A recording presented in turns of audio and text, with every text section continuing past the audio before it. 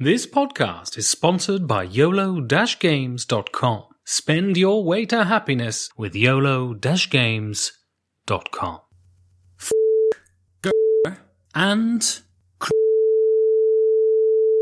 are just some of the words that you may hear in today's podcast. Enjoy!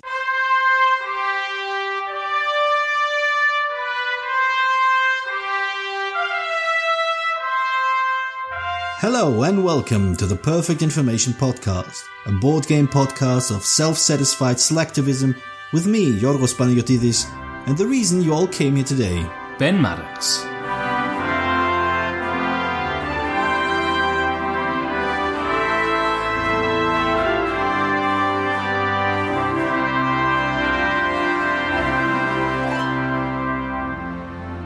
If inspiration is what pushes us forward, then perspiration is what keeps us going. Mostly downwards, but yes. And certainly I'm perspiring quite a lot now. I know that really this podcast shouldn't be hot weather chat, but it is quite warm, isn't it? It is quite warm, yes. I weep for the future.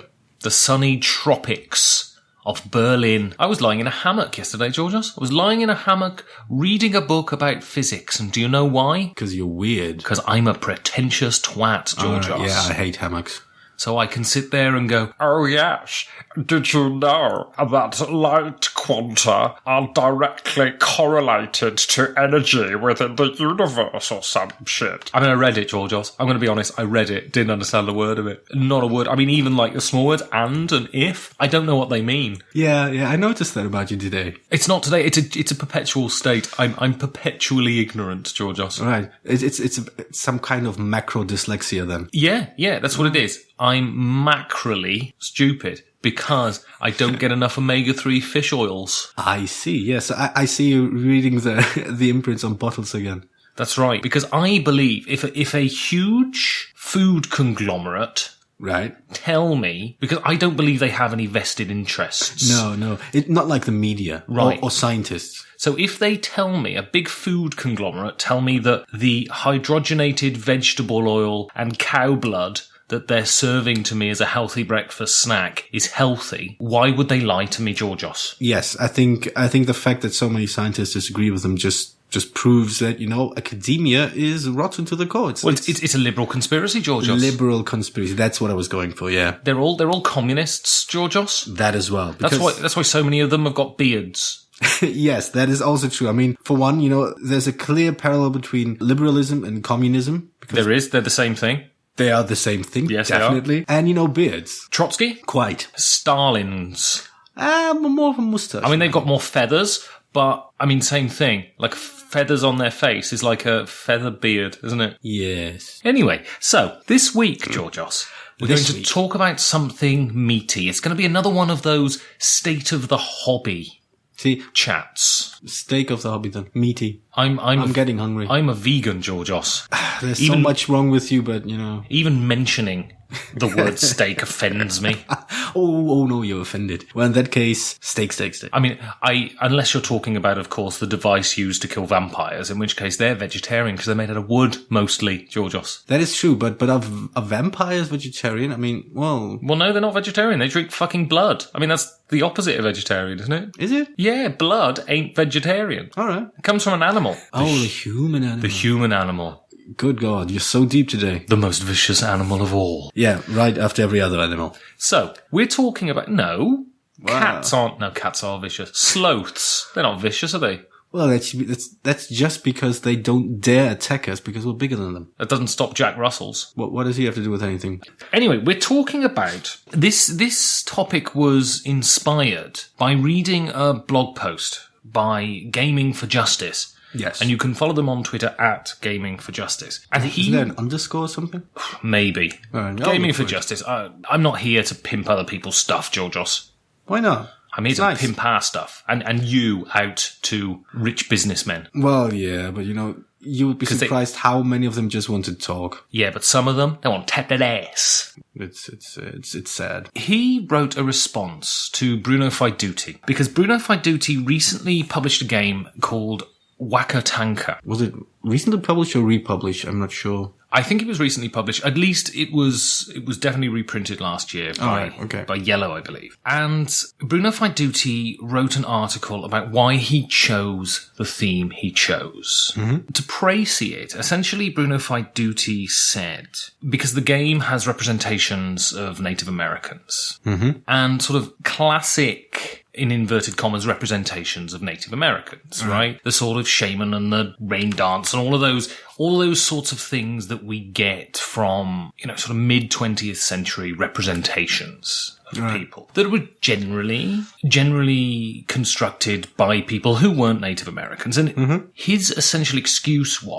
is that I'm not representing them as a realistic people. I'm representing them as a representation of what I grew up seeing them as. Therefore, I'm allowed to basically include whatever sort of imagery that I desire because it's not based on reality. And his response said... That's Gaming for Justice response. Yeah.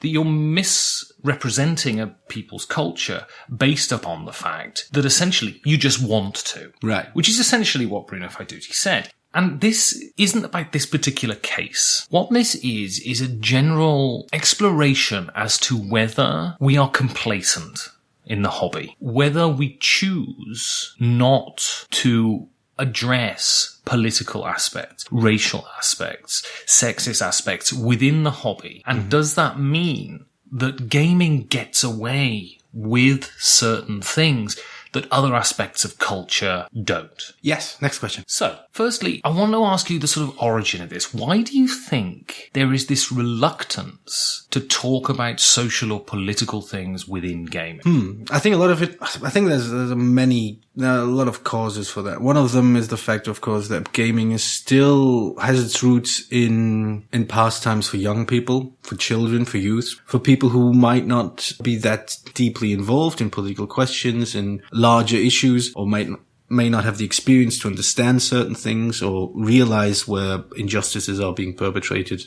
under the guise of whatever. There's also the fact that board games deal specifically with fantasies, with escapism. By definition, escapism is a retreat into something simpler, something soothing, something calming. The same cannot be said of political questions. I think finally, it's what you said. It's basic complacency. It's the idea I came here to have fun and not to think, which of all the three, I think I consider the most deplorable argument. Yeah.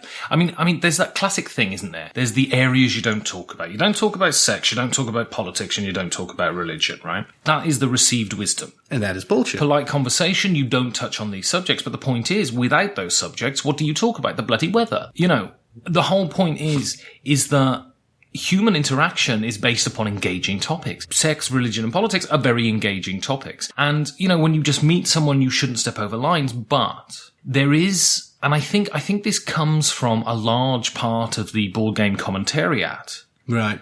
Is they specifically want to avoid it. Even the slightest touch of talking about contemporary politics. Right.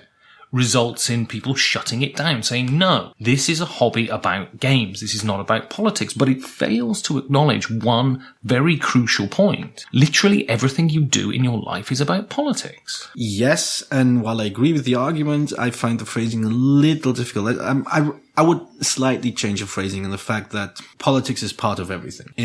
Politics doesn't refer to, having a specific agenda, if you want to call it that, or having certain arguments about the national budget or anything like that. But politics is basically the study of how we interact with each other, how we deal with large group of people, and so on and so forth. So games are about entering a sort of rules contract of how we're going to interact for the next hour or to 3 hours or 8 hours or whatever. This is by definition, literally what politics would be about. So talking about board games without talking about politics, it's basically just, just starting a review with dumping all this stuff on the table, talking about the rules and saying then I didn't or didn't like it. It's a bit of a waste, I feel. What you need is to talk about the game as it actually affects people at the table. Well, this is the point. Games are specifically about interaction between people. And so that has to be considered when talking about games. Yeah. And that has to be considered when I think there are a couple of reasons also why this has been avoided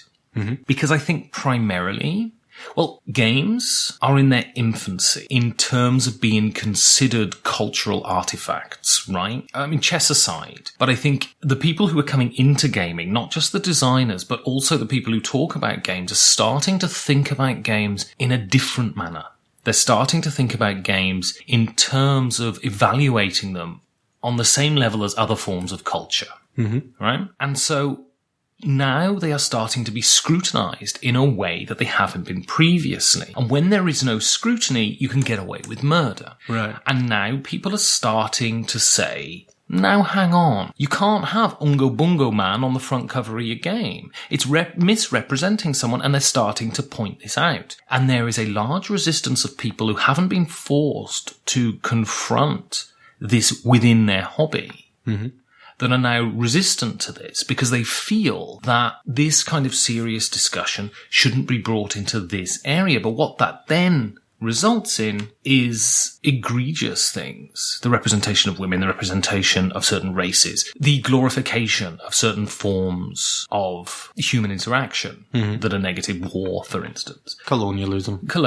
And these are allowed to just because they're established themes. And now people are starting to say, no, hang on a minute. You can't have stereotypical forms of Native Americans dancing around totem poles going ungo bungo because just because you did 15 years ago doesn't mean you can now. What you have is classic Orientalism. What you have is white Europeans portraying a view of a people based upon a racist white European view of a people. And just because now the people don't have, because if you look at the Wakatanka art, you know, the Native Americans on there are sort of thin and attractive, but they're still doing these, it's still an evocation of the noble savage. It's still this idea that these people are somehow other, and by implication beneath us because of their primitive gods. And that is deeply dangerous and I have to say, deeply racist representation of a group of people, right? Yeah, but and my question to you is, why can they get away with that in gaming? Why is that allowed? Why? And someone responded to me on Twitter saying, "Oh, but you don't have a go at Chottentotten because of the outrageous representation of the Scottish people." Firstly, the connotation is different because the Scottish people have a voice, and the Scottish people are able to decide, how they're represented by and large. But secondly, those representations are graceless. They are stereotypical, and they are indicative of the representations that you have in gaming. And I think they're as graceless and as unappealing as the ones in Wakatanka. Why? I think the main argument that Faiduti goes for, and I think there's some merit to that, and I think that's what makes the whole discussion so difficult, is that we are dealing with fantasies. We are dealing with free, to some extent, artistic expression. And the point where I generally agree with your argument, but the point where I feel a bit uncomfortable is where we flatly label these things as representations. Because representation implies that it directly refers to something real. And these games explicitly do not. Settlers of Catan is a nice example because what happened, I mean, it used to be called Settlers of Catan. It's about colonializing an island. And I think Faiduti makes this point as well. Catan doesn't have indigenous people. It's whitewashes the entire process of colonizing something into, there's nobody there. It's all empty. It's all fine. It's all good. It's a fantasy. And to some extent, board games sell you this fantasy. This is what's the central part of the service you get when you pay money for a game. So I think we need to keep in mind that we cannot apply the same standards we do to games as we do to, say, fiction, which has a different aim, which tries to say something truthful about the world, about the human experience, regardless of who the author is, about the people they write about. But that reinforces yet the argument that games get away with this stuff, doesn't it? No. If they can't be judged by the same rubric, I mean, they have to be judged by similar rubrics when you're dealing with specifically racial elements, when you're dealing with specifically political elements like colonization, professional voiceover actor. You have to... Colonization. Exactly. Yeah. You have to hold them to the same standard, right? Not the same, no. I think what we need to look at is a growing, developing standard of how we want to handle the fantasy of board games, of how clear, where we want to draw the lines. Because, I mean, you wouldn't, because of the way games function, because of the way books function, because of the connotations both of them have, I don't think both rules apply. I'm not saying games should be exempt. I think games should need their own vocabulary. They should need their own categories where they go, right, this kind of stereotypical, fantastical, shorthand depiction of something is okay for us.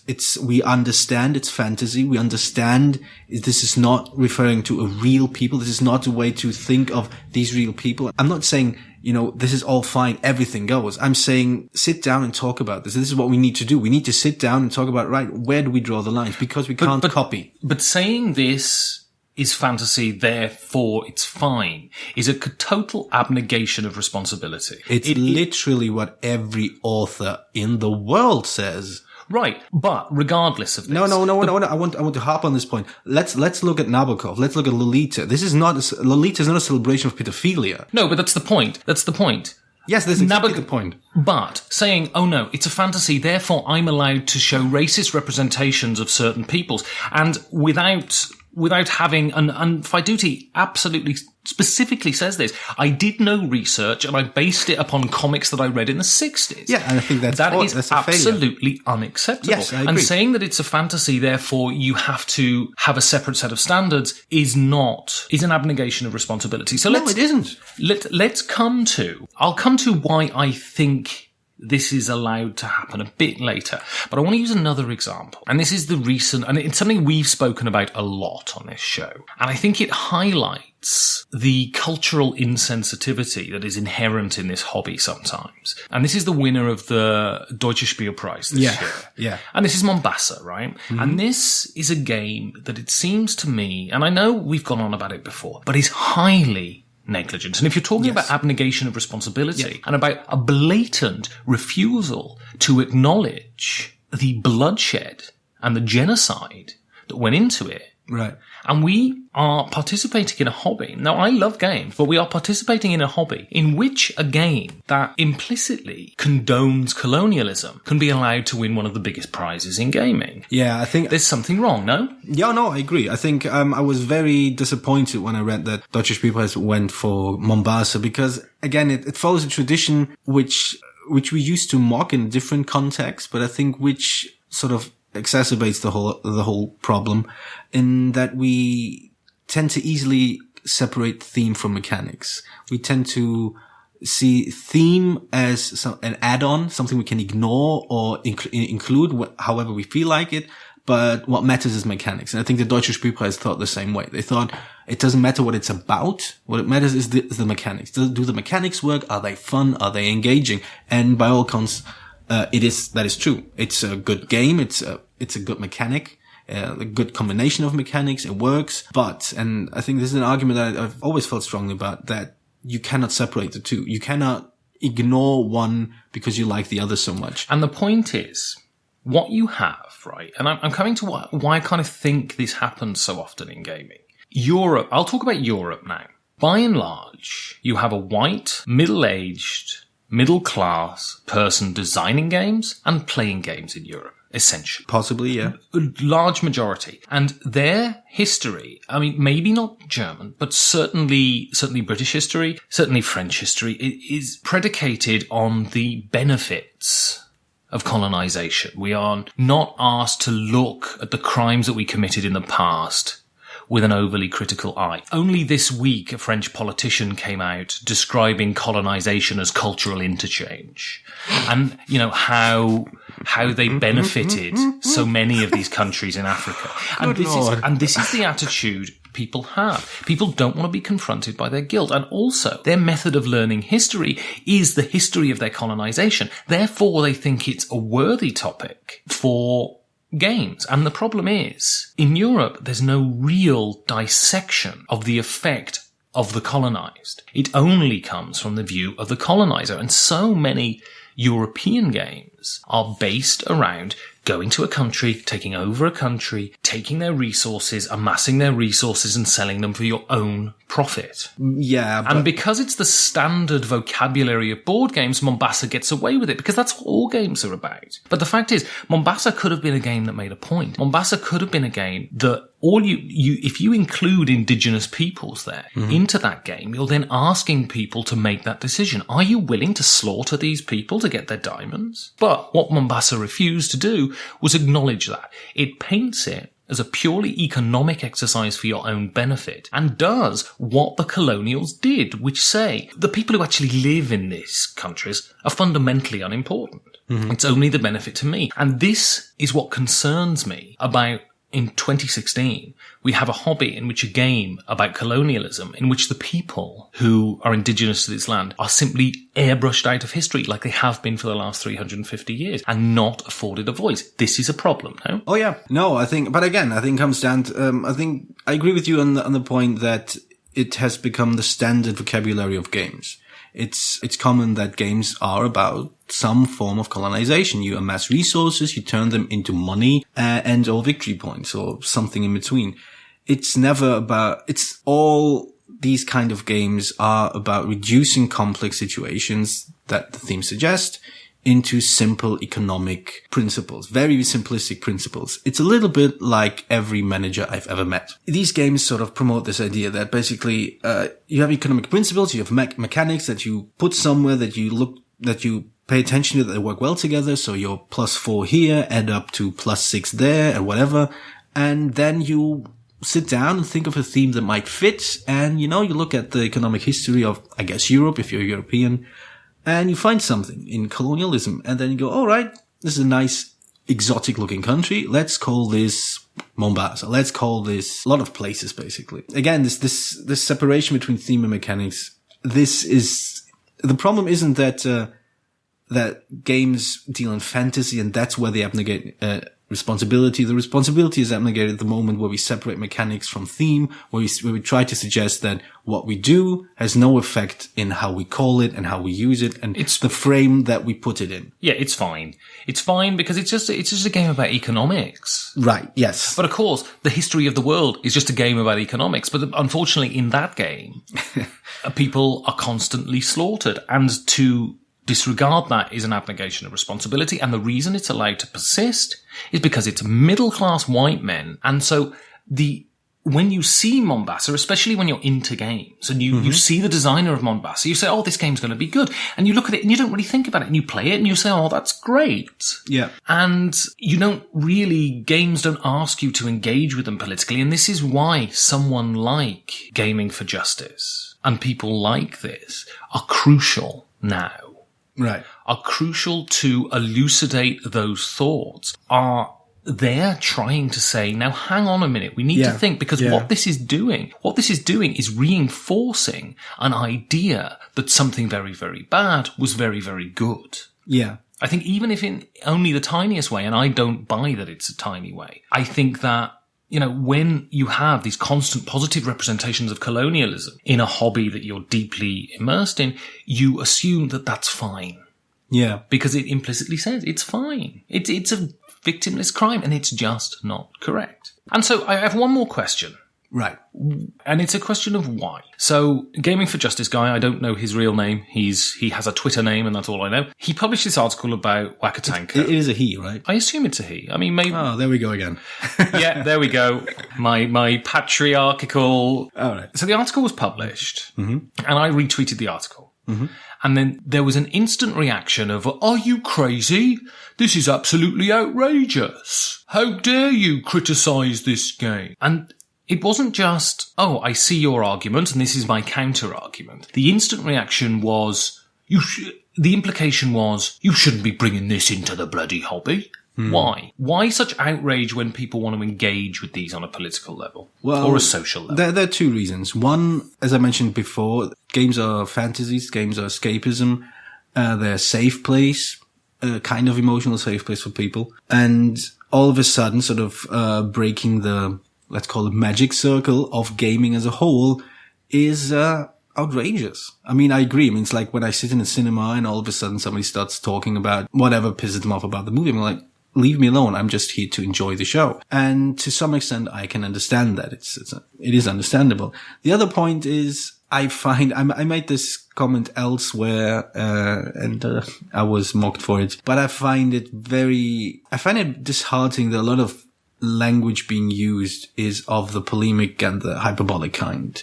It sort of adds a lot of noise to important signals. You have important arguments that need to be made, points that need to be argued for, positions that need to be articulated, but they get drowned out in language and in phrasings that suggest a heavy reliance on emotional manipulation, on just very, very emotional reactions as opposed to reasoned rational responses. Now to be clear, I'm not telling people how to talk. I'm just observing and realizing there's a heavy use what people actually react to and what they want to react to. There's a heavy use of the first person singular. For example, yes, but also there's more than that. There's a lot of talk about emotional reactions as if they themselves were an argument for something, as opposed to just a symptom. Because I think they're a very, very important symptom that if you are emotionally affected by something, there's something going on. I noticed in a very small context, I noticed this in board games. If somebody's emotionally affected by the situation in a board game, like getting really upset or really dejected or frustrated, something is happening. And I think in a larger context, if somebody is playing a game and feels emotionally affected by it in a negative way, there's something going on there. I think it's worth looking into, but we cannot stop with saying, I was really, really outraged when so-and-so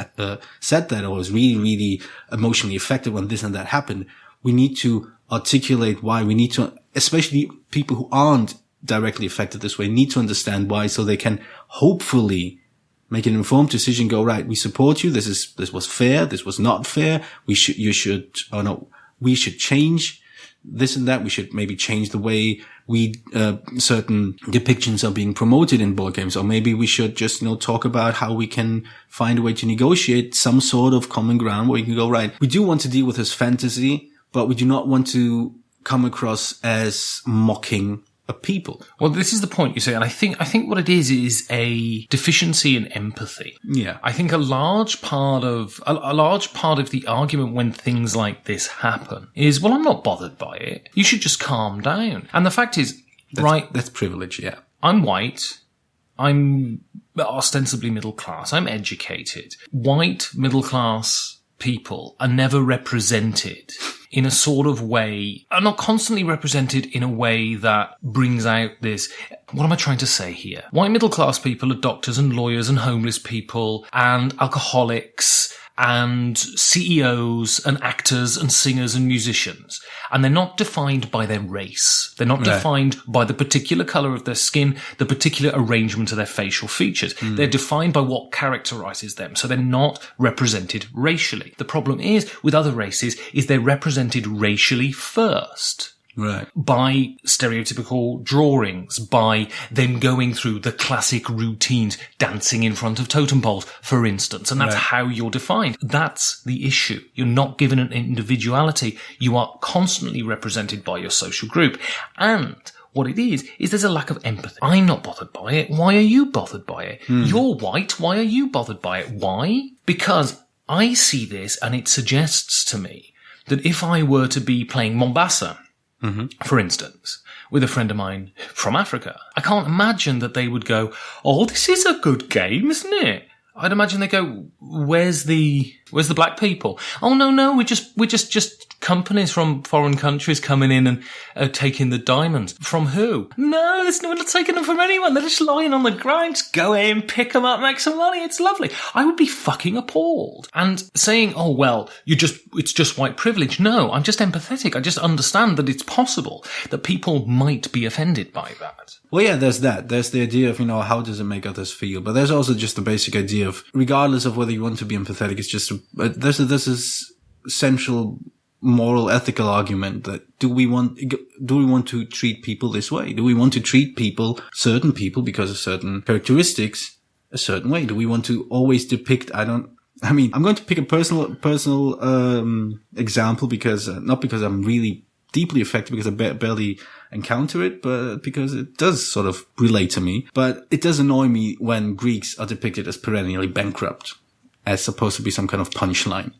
It's because it is, yes, this political situation is difficult right now, and it's been difficult for a long time, but I do not feel that this is a fair joke to make. I do not feel this is that you can mock an entire nation, a group, basically millions of people who suffer personally, financially, socially, whatever you want to call it, who have issues like any other nation, like any other group of people. And all of a sudden, we can reduce them to this because this is funny. I'm trying to think in what kind of group, in which context would it be fine to reduce the people that you claim to respect to a simple punchline? Well, this is the point, isn't it? And this is the problem with Wakatanka, because you don't see any Native Americans going to work at the bank in the morning or going to work at the supermarket in the morning. No. What do you see them?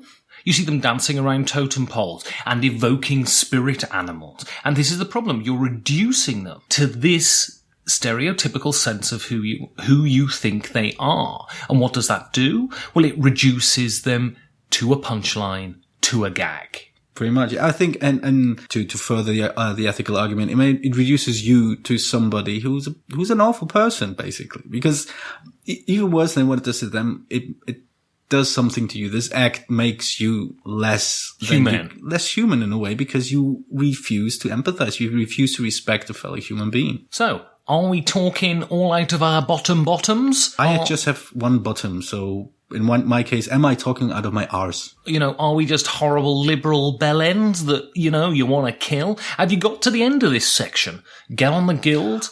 Tell us, or tweet us at perplexed. Or tweet us at infoperfected, or at perfectedinfo, which is me, basically, and I barely use it, but occasionally I do. I'm drunk. I'm TC Petty III, and this is Deep Design with TC Petty III.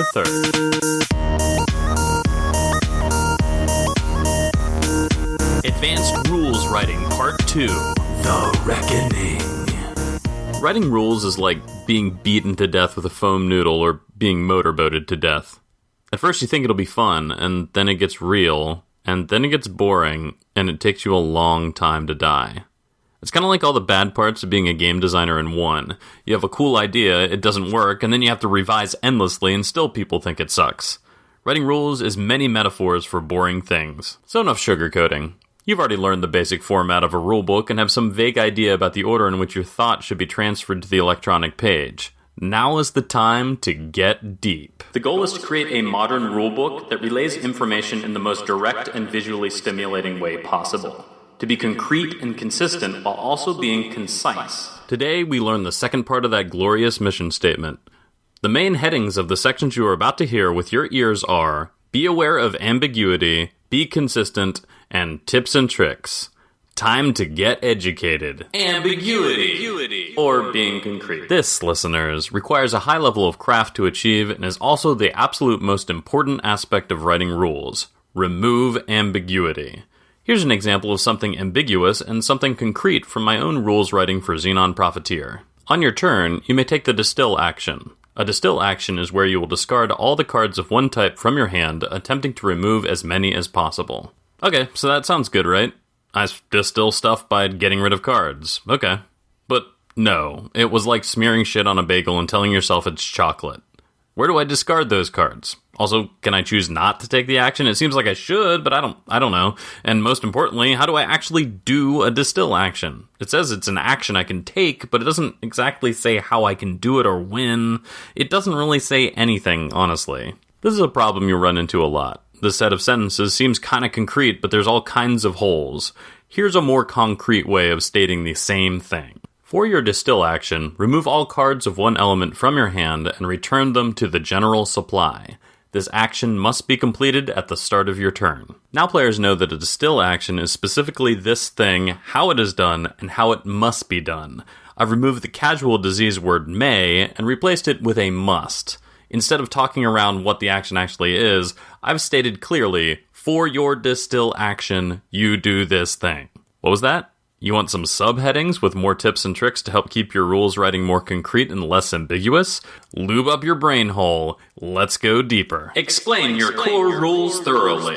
A universal or core rule is a rule that applies without exception to all things. This could be the main action or the main mechanic a player uses on their turn, or any fundamental basics a player needs to play the game. Figure out what your universal rules are, and write several drafts of these lines, trying to remove all possible ambiguity in the most succinct way possible. It's surprising how many times a new designer will take for granted their core rules. It's this weird habit all creative people have to ignore the boring parts and skip ahead to the stranger things. Explain specifically and thoroughly the most boring and basic elements that make your game function. Use examples. This is the real meat, and everything else is fluff in comparison. May or must. Be extremely careful when using the word may and the word must. I've mentioned this before, but may gives the impression that a player has the choice not to do something. You may accidentally insert may into sentences all the time. Make sure after you've completed each draft to search for the word may, and make sure it is used properly in all instances. Control F or Command F is your friend. The power of don't. Well, the rules don't say I can't do this. One of the things that people forget, myself included, is that while you want to avoid exceptions to the rules in your game so that it's easier and more elegant to play, there are times where you just need to say, no, you can't. It comes with playtesting. Note any time where people try to bend an important rule to their benefit. And then when explaining how to take the action in the rules, also as a last sentence or two, state some common things people want to do, but tell them they can't. This puts people in a box, and people don't like that. But that's what you want to do. Suffocate them with a fluffy pillow of good rules. How to emphasize correctly.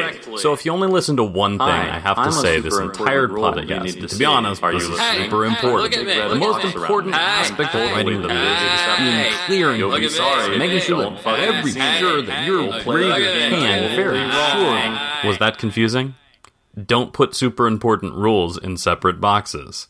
Don't put super important rules in separate boxes. Don't isolate them from the main text or change the font color to red or put them in a pretty sidebar. You'll really want to because it's important, but it's a total amateur move. What happens is it becomes white noise. Force your reader to see those rules in the main text as their eye moves from left to right across the actual rules text itself. At most, bold portions of the line. Not the whole line, just portions of it. People read rules aloud. It's annoying because no one should in our complex modern gaming world, but it happens. And in some cases, it can be because a rule needs to be referenced during play. Putting an important rule in a separate box can cause players to completely miss the rule and makes rules referencing a chore. Which ties directly into double coding. Okay, so double coding is a little misleading. The actual idea is simple. If a rule is important, make sure to mention it at least twice. But that's not good enough. Remember how I just said to not put important rules in big letters, sidebars, or in special boxes? I lied to you for emphasis. So what I mean to say is, don't only put important rules text in special boxes. Also, put them into the main text. That equals 2. Double. Ever seen those cool tech blogs on the internet? They break up different sections of their posts by taking a quote from a few paragraphs later in the text and making it big and bold with big quotations around it. There's a reason they do that. Not only does it look professional, but it also emphasizes and restates important key phrases in the text. So even if your eyes just skim that part because you're engrossed in the actual text of the blog, that same statement pops up again within the text itself, and suddenly your subconscious brain has made a mental note of it. Do that. Have an important rule? Make a mention of it, then reinforce it by popping that shit out into its own example in a sidebar or putting it in its own cute, sparkly box. Double code. And now that we've effectively removed all ambiguity, let's move on to consistency. The big thing is, and this applies to ambiguity as well, you'll be tempted to be a writer. Because this kind of technical writing is what only a select few angelic individuals find, quote, fun.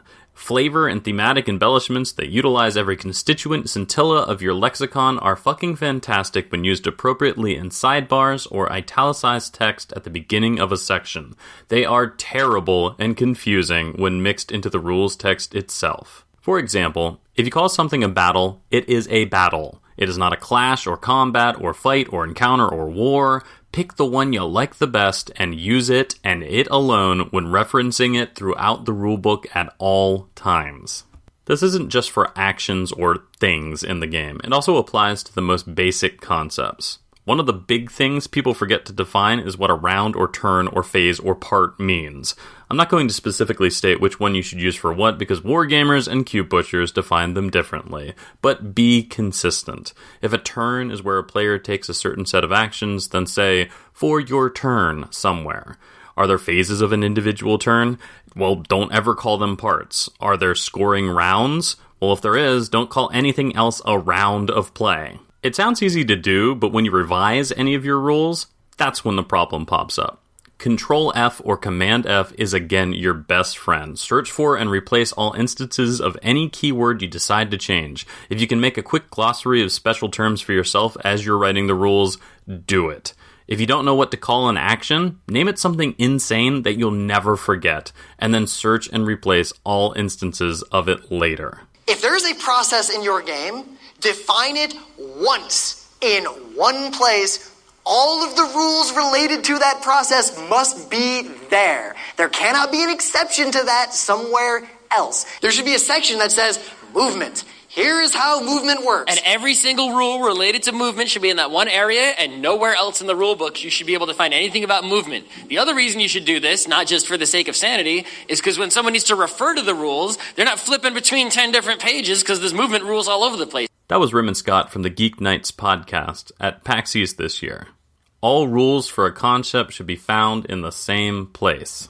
Don't make my mistakes. Put everything but the most outlier of outlier rules interactions into the main text of the rules. Don't say, then you play a card. Cards will be described in detail in the cards appendix at the back of the rulebook. People don't like that.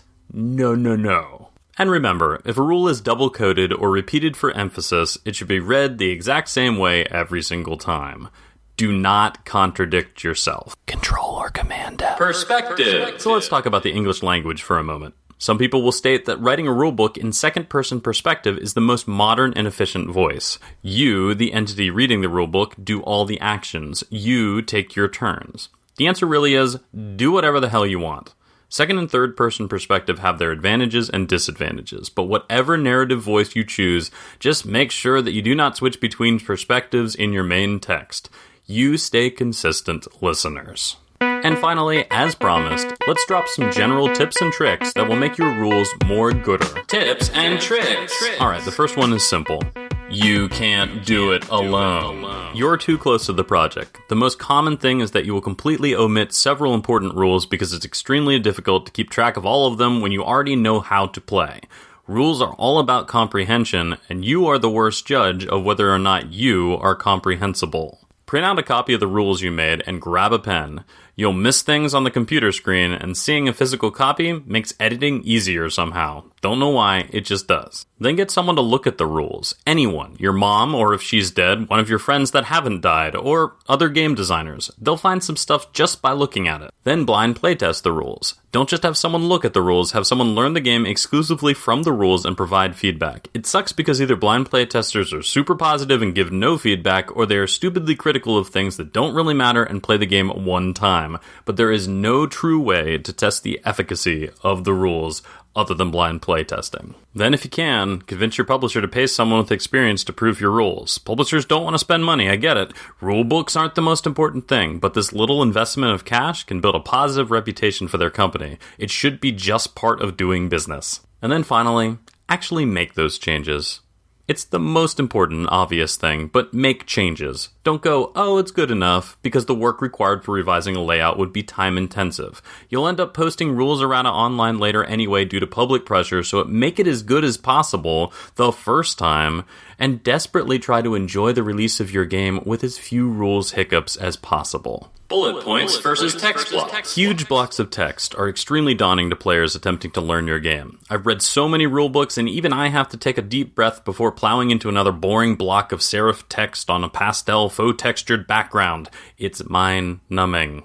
But the same thing can be said for pages that use an excessive amount of bullet points. It may be even worse, because at least when I read a big blob of text, I can just read from line to line, and the thought from one sentence interconnects with the next. Bullet points, when read, are read like reading poetry. It forces you to pause. It's like E.E. Cummings ejaculated in my eyes. Blocks of text allow for a narrative flow. Bullet points separate and emphasize. Use what I just said to your advantage. Explain with text, emphasize with bullet points. Explain with text, emphasize with bullet points. And lastly, don't be unwavering. Fight for the game to make sense, but rules writing isn't an exact science. Allow publishers to make some calls based on space limitations. It will suck sometimes, you will disagree, but don't be a dick. Honestly, it will never be perfect. 4, maybe 5 years ago, I wrote the rule set to my first abstract game. I was so happy because I was able to fit the entire thing on a single sheet of paper with visual examples. That's how abstracts are supposed to be. I was thinking, wow, this is some of my best rules work. So at the request of a publisher, I sent a copy of the game with the rules included. Luckily, Brian Fisher from Nevermore Games played it and told me as kindly as possible that I enjoyed the game once we figured out the rules, but I gotta be honest, they were kind of a mess. Here I was thinking, this is the best I can do, and my best was shit. It was hard to swallow, but I realized that I was acting like a pro, like a professional that knew everything. I needed to stop thinking that I could improve on my own in my own bubble, and with my spilled ego in my bloody hands, I decided to improve. And honestly, it took multiple steps of being reminded. It took people squinting at the rules in Viva Java, thinking that Viva Java dice rules were a near disaster, and Heiko Gunther being an outside set of eyes and mentor for me. I had to admit that I wasn't a natural talent at writing rules, and that I was approaching rules and analyzing them in a fundamentally wrong way. The point is, I want people who are good to get better, because people who suck aren't listening to this podcast anyway. This is the only time I will say it here on this podcast without any hint of sarcasm or wit, and it hurts my cold metal chamber where my heart never was to say this. Don't ever feel discouraged. Don't ever stop. Your willingness to improve is what makes you good already. Do your best. Follow the steps outlined in this vociferously delivered pre-written podcast segment to the best of your ability. Because if you do, there is a chance that people will not complain about that part of your game, so they can get back to complaining about the terribleness of the actual game itself.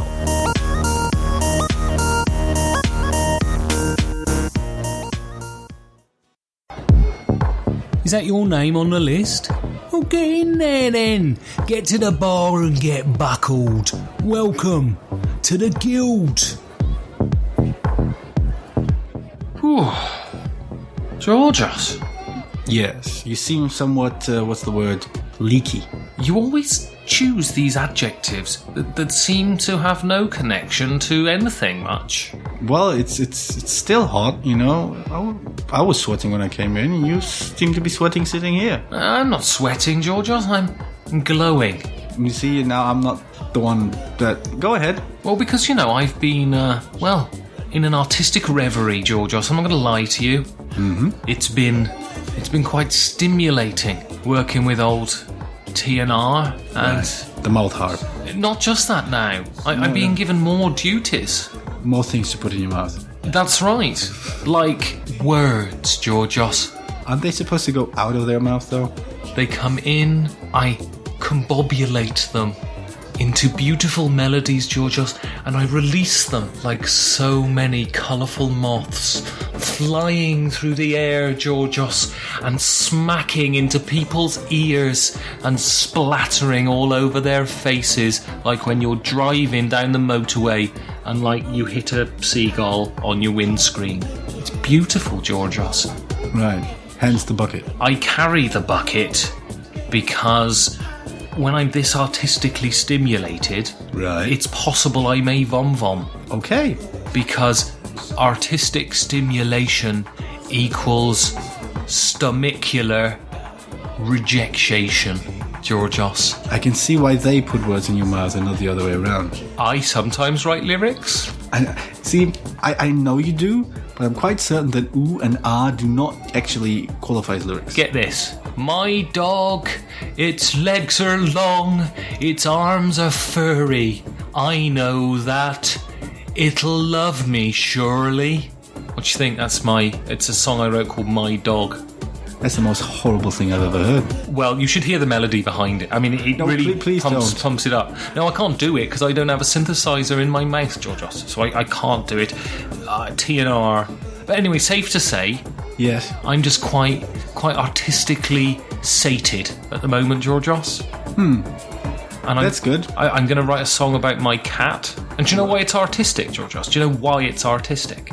Because your cat is a dog? I don't have a cat or a dog, Georgios. It's all the imagination power of my mind brain. Wait, were you misrepresenting the cat population of this pub? No, I'm talking about the the cat of my soul, Georgios, scratching to be escaped into the world. Just because you stepped on a cat doesn't give you the right to talk about it. Anyway, so, what was the question, Georgios? The question, last time. You posed the question of, is overproduction a thing, and if so, what are the biggest culprits? Well, it seems to me that within our community, Georgios, overproduction seems to be a thing, because a lot of people mentioned that things were overproduced, and they gave us examples thereof. I was thinking you were going to the fact that we get so many responses is proof of overproduction, that these people are overproducing responses, and we can't, deal with all of them, which is why we picked the ones we haven't picked on before. That's right. Yes, that's what you meant. Don't pull the curtain back, Georgios. Don't pull the curtain. Don't tell them our decision basis. Well, our decision basis used to be punch fights, and I'm very happy that we moved on from there. So we have Paul Newsham. So he says the actual effect of overproduction on the consumer is nil, because if you can buy a perfectly serviceable chess set for £10, it doesn't matter if someone's making one out of solid gold. I do not agree with his argument. Why? Explain this. Well, would you like to tell me how many choices I have of buying Cthulhu Wars? 1. How many choices do I have of buying, I don't know, any other How many choices do I have of buying Scythe? 1. Right. I'll make you one if you want. I've got some plasticine. Well, my point is basically... Lots of phallic-shaped miniatures. If we had various stages of board games, like the economic model, the deluxe model, and the overproduced model, I would agree entirely, but this is not the case. What we have is singular games that come in one form, either overproduced or underproduced, or just, about averagely produced. Well, then he does then go on to say that there is an example where it directly affects the consumer, and that's Kingdom Death Monster, right? And according to all the people I've heard talk about it, Kingdom Death Monster is very good, and the production quality is very high, but the problem is, if you're talking about boutique games, this is £400 for a game, Georgios. Yeah. And there's not one person who has said, this is the best game I've ever played, this is absolutely spectacular, this is a must-have, don't buy games for 6 months, just buy this, and that will suffice. So I'm not going to put down £400. That is a case of overproduction that's an obvious barrier to entry, right? Well, I don't know about overproduction. I mean, is it even possible for what Kingdom Death Monster does, is it even possible to produce a cheaper version that isn't basically cardboard shits and not as appealing? Because the main argument for or against overproduction has always been that it's not overproduction so much as the tactile experience that is added to the game, the visual experience, the stuff of the whole thing adding to being essential to the experience of the game. Abyss is kind of an example, even though I'm not particularly fond of the game. It is arguably overproduced, but this overproduction is part of the experience of playing Abyss. If it was just a card game, it would not be the same thing. Well, I think it's interesting, isn't it? Because Kingdom Death, it seems to me, probably isn't overproduced in the sense that it is produced exactly as it intended to be. Yeah. And that's all part of the thing. Whereas I don't agree with Abyss. I think Abyss is a card game and people feel gypped because they've got all these nice bits and they think, but essentially it's a bloody card game. Yeah, I know. I had the same disconnect, but I do recognize that people who do like the game would not want to miss the way it is produced, because it is essential to that. That's the thing with Abyss, I don't think it is. I think that's why, Kingdom Death Monster, people are saying, £400, that's a lot, I'm probably not going to hop on that train. But people aren't saying, oh my god, it's ludicrous, it's just Yahtzee and I've got £400 worth of resin miniatures. They're not saying that. They're saying there's a game attached to it that is in parallel with the production. With Abyss, people are saying, well, I don't really need any of this stuff. And all it's doing is adding £15 to the game, and I buy it, and then I say, this ain't a board game, this is a simple card game, and now I'm paying all this money. Yes, but still, if you want to play Abyss, you need to play with the stuff. You have to? Yeah. Yes. So we'll go on to Kent. Yes. An avatar I do not recognize. Icarus must burn. Yes. Seems very orangey. Why must Icarus burn, Georgios? Maybe he's a witch. But he's the wax wing flying guy. He doesn't need to burn. I suppose he's dead because he hit the ground, because he went too close to the sun, so now he's dead. So is this guy... Do you think Kent is a crematorium guy? Is he the same weight as a duck? Yeah, he is, yeah. So people are saying, oh, Icarus, we need to bury him. And Kent's like, no. It's not good on the environment. Takes up a lot of space. Icarus must burn. You're just touting now for your bloody crematorium business. No, I'm not. It's a serious social point. No, it isn't. What's your name? Kent. What do you do for a job? What did you just say, Kent? What? All right, crematorium. Oh, where do you think Icarus should burn, Kent? My crematorium. What? Sorry, Kent? What was that? My crematorium. Ah, we see. I still think Icarus is a witch. So what did he go on to say? He said he does not feel overproduction is a problem, and that the label of overproduction is generally used to dismiss a game that people do not like. I generally agree. I think he's onto something, because there's a very strong sense of old men yelling at kids on the yard in this thread, where they go on about, we don't need all this fancy stuff. We loved it when we just had bits and we had rules and we had fun and we went to school uphill both ways, all that kind of stuff. And I think no. I think there's a strong sense of overproduction being used in a dismissive manner, not exclusively, but I think it does happen, and it does happen with some regularity, in that somebody plays a game that they don't really enjoy, but it has nice looking artwork or some nice components, and overproduce is one of the labels that's put on it. Absolutely no question. I think that the improvement, the increase in gaming is partly to do with the production improving. Yeah. You get nice stuff and people go, ooh, doesn't that look cool? And then they want to use it. That's certainly the case. But I think he's being a little reductive here. And what? Do you oppose to reductivism then? No, I love it if I'm doing it. Right. But it comes back to that thing, Georgios, right, of it needs to be produced in keeping with what the game is. We just played Mars 445, right? Yes. Which is a deck of cards. Yes. Now, how would you feel, for instance, and I enjoyed Mars 445, I thought it was fine. Yeah, it was fine. Yeah. How would you feel if Mars 445 wasn't $19, but was $45, and it was the same game, and it came with a load of plastic ships that you use to mark sort of things, and it came with a neoprene player mat, and blah, blah, blah, blah, blah, and it's just the same game?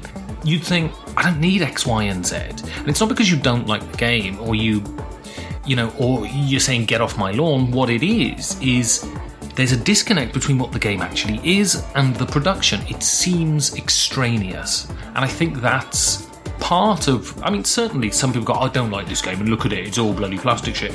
But I think also part of it is... No, wait, I want to get back to this point. It's all bloody plastic shit is 80% of the argument. Regardless, there is, I think a lot of gamers I've heard talking about overproduction are gamers who play FFG games and things like this when I listen to them talk about them on podcasts. So it's not an aversion to having minis in a game, it's just when they seem extraneous, when it seems like there's too much there for what you have. It's a disconnect, and that's what it is. Sometimes that's what it is what I'm trying to say. Oh yeah, I agree. I think there are cases where you do feel there's a disconnect, and you feel like, and again, it's very, very hard to sort of to disentangle this thing and go like, all right, I don't like this game, and partly because of overproduction, or whether it's the other way around, I think this is overproduced because I don't like this. I think those are very, very closely entwined, because when a disconnect happens, for whatever reason, your experience is going to suffer. You're more likely to dislike a game because of this disconnect. So it's very, very difficult to separate these two arguments. I think you can say, I like the game, I think the game's fine, but all of these bits here are just extraneous. And it does hamper your enjoyment of the game, because you think, well, I've paid too much money for that's the point. But you can say the game is good, the game is well designed, and I enjoyed playing it. But I'm there thinking, why have I got this bowl of pearls? It just seems decadent. Do you feel that way about Abyss? Because you brought up the bowl of pearls. Well, I use Abyss as the example because it's the example that so many people use. Because Abyss, when it was first marketed, it just was the picture. The green fella, and everyone went, God, I gotta have this game, look at the art, it's amazing. And then Abyss came out, and a lot of people just went, it's a card game. Yeah, but I didn't like the game. I have trouble thinking back of a game where I thought, I like the game, but it's overproduced. Because every game where I kind of see why people call it overproduced, there was something about it that I didn't like. Well, I think some things are retrofitted, right? Possibly. So I think Eminent Domain, which I know is a game you like, Yeah. the overproduction was retrofitted. Because the original version, you have the different shaped spaceships and the different size spaceships, and they fundamentally don't do anything. And you say, we've got these components, these plastic components, and they look kind of cool, but they don't bloody do anything. They make no difference. And I think as a reaction to that, TMG went, okay, well, we'll design an expansion that makes the different size of ship relevant. And they retrofitted that problem. But I think if you look at the base game, that's an example of a game that's very solid, very, very good, very enjoyable, but you have these bits and you go, I wouldn't have minded spending 10 quid less just not to have this extraneous Interestingly bits, enough, if you go back, I think we talk about this in the interview. I talk about this with Seth Jeffy on the interview, that the reason why these ships have a different size is that it was cheaper than just producing one size. It was actually the opposite of overproduction. It wasn't like, oh, we want to add 10 quid to the price. It's like, if we do just one for the same amount of ships, we would need to add more money on the price. Right, but it's perception, isn't it? Because it's counter. Yes, but now we have facts. Yeah, but it is counterintuitive. I mean, you will concede it's counterintuitive to think, oh, well, the ships are different sizes, that's got to be cheaper. I mean, it's counterintuitive to think that. And that was basically the same assumption that they made when they produced the game. Yeah. Okay, so we're going on to Brie. Yes. And she's talking about something which I think is actually very pertinent. Very even. And she says, where she runs into problems, I assume Brie is a woman. It's a girl's name, right, Brie? It's a cheese name. It's also a name of a cheese, but is it spelt differently? No. No. That's quite nice, isn't it? It's exotic to be named after cheese, I think. Yes, Gouda. You see? That's no Gouda. Anyway. Yeah, and then you make fun of my jokes, honestly. I was stealing that from Naked Gun, actually.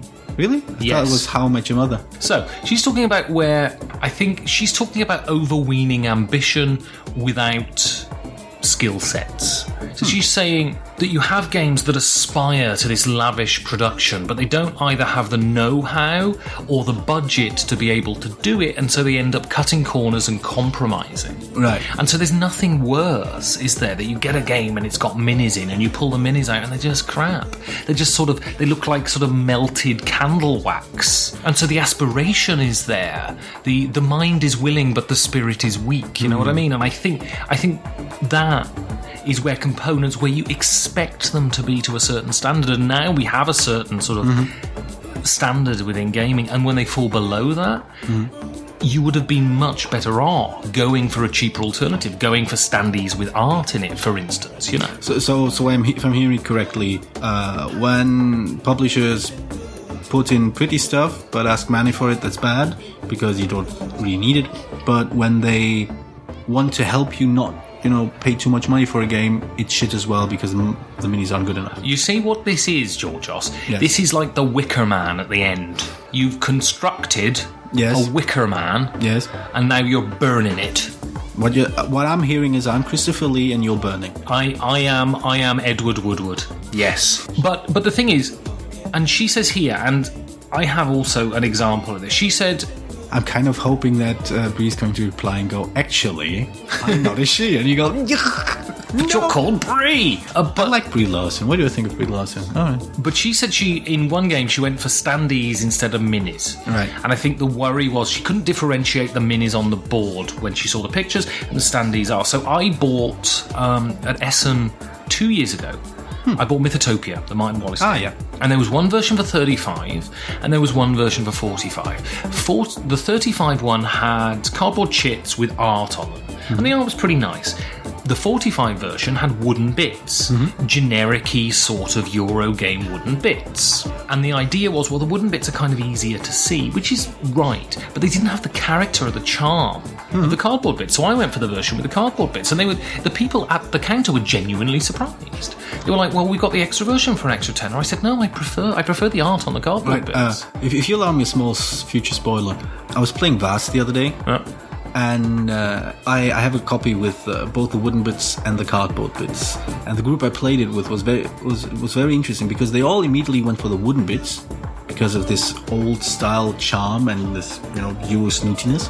But after the game, they did mention they would have preferred the cardboard bits for similar reason because they're more what's the word? I think the art has more character than just a wooden shape. And I think that's quite interesting. There's an undercurrent of, you know, wooden bits are purer, wooden bits are more sophisticated, which, you know, I think is bullshit. I mean, so many people, you hear them say, oh, standees are terrible, I hate standees. Yeah. But standees, if they've got great art on them and they pop, they're super cool. Vast is a great example. I've never played with the wooden bits in Vast. Oh, really? Well, because they look a bit sort of faceless and charmless, don't they? Whereas the art, I mean, one of the reasons Vast is so good is that the art is so arresting and interesting, and the wooden bits take away all of that. Well, we're going to have to disappoint listeners who haven't actually paid attention to the show notes. We're not reviewing Vast this episode. We might be reviewing Vast in the future. Maybe, he said facetiously. He actually did finger quotes there, people. Yes, actually air quotes. Didn't you hear them? We have such sophisticated microphone technology nowadays. Finger quotes is the last refuge of the knob Ed. So, we'll go on, finally, to Mathieu Martin. I assume that's how it's pronounced, Georgios? No, it's actually pronounced Bob.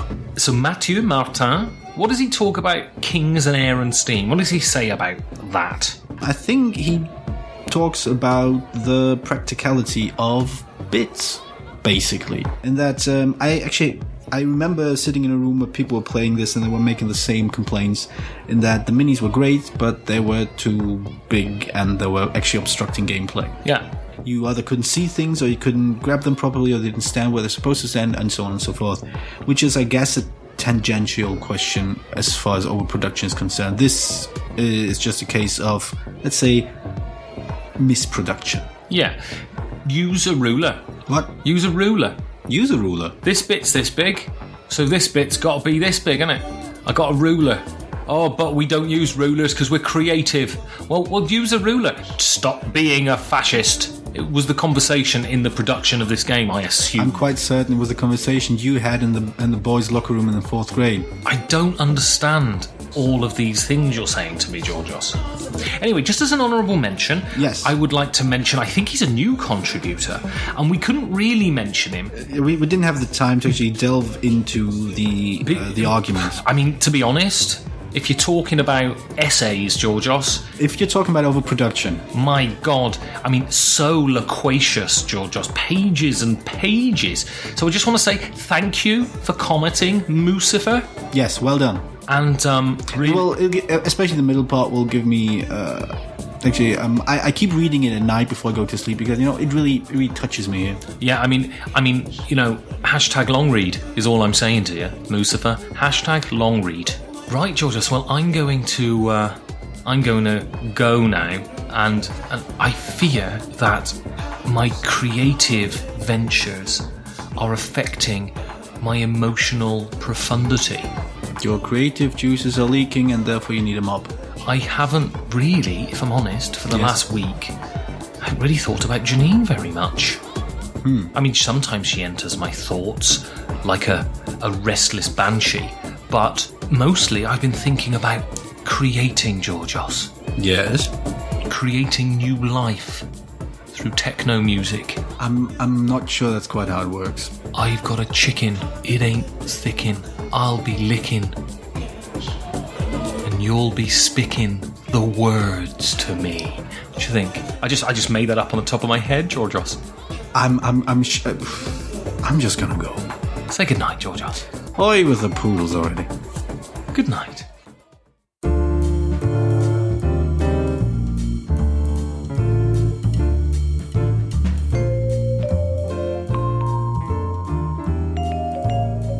Now, there are levels of misguidedness in the world, Georgios. Yes, and I think we occupy 8 of them. There are decisions that are made that are inexplicable, Georgios. I think we occupy that one, yes. One of them is that someone actually gave us money because they like what we do. Actually, that's fairly applicable. Explicable is the word. Know, but what I said was funnier. And so, we are contractually obliged, that's a real word. That definitely is a word. Contractually obliged now to shill their stuff, Georgios. Yes, to shill it. Let's do that. We are talking about, and now I'm not pulling your pud when I say this now. We're talking about what I think may be may become the premier European-wide English-language board game seller in Europe, Georgios. Yes. Yolo-Games, yolo-games.com. YOLO-games.com, remember that? Yes, I remember. It's YOLO-games.com. You told me and I repeated, YOLO-games.com. There we are. This is a board game seller that sells a lot of games Europe-wide, and they sell them at great prices and super-duper things, like, Georgios, Zombicide Black Plague. Back plague. Back Plague. Zombicide Back Plague, Georgios. Yeah, it's actually a very, very rare edition of the game where it's not about actually zombies. It's a nursing home, and you are one of the staff, and you're trying to rub the back pain out of old people. Or you're a 14-year-old boy, Georgios, and you wake up one morning and go, oh my god, I gotta do games, and my back has exploded into acne. I've got back plague. It's a nightmare. And then all the big bullies go, hello, Sputty Buzz Spot, Sputty Sputty Spot Spot. Anyway, so Zombicide Black Plague, Georgios. Yes, Zombicide Black Plague. The registered retail price, or mandatory standard retail price, that's not what it stands for, Americans, I assume, is 115 euros, Georgios. 115, that's a lot. Do you know what he's selling it for? Well, I'm going to assume he's going to proper mark up like 180. Well, you'd assume that, wouldn't you? I would. To make all the monies, but no. All the monies. He's almost a charity, Georgios. Almost a charity. 79.99, Georgios. That's less than 80 quid for Zombicide Back Plague. Again, the special edition, yeah. Well, that's actually... That's not bad. Here's one you like. Shards of the Throne, Georgios. Twilight Imperium Shards of the Throne. Oh, yeah. I'm one of the few people who... No, actually not one of the few people. I'm one of the many people who like Twilight Imperium. $51.99, Georgios. That's a fair price. I don't know. No, it is. Another one, Georgios, here. He's selling, and there's not many copies of this left, so you can get on it if you go to YOLO-games.com. Captain Sonar, Georgios. Yes, I have played Captain Sonar, and if people who want to, who follow us on Facebook will have noticed, it's good. It's really good. It's really fun, and you shouldn't play it while you have a fever, which was my mistake. And it's out of print.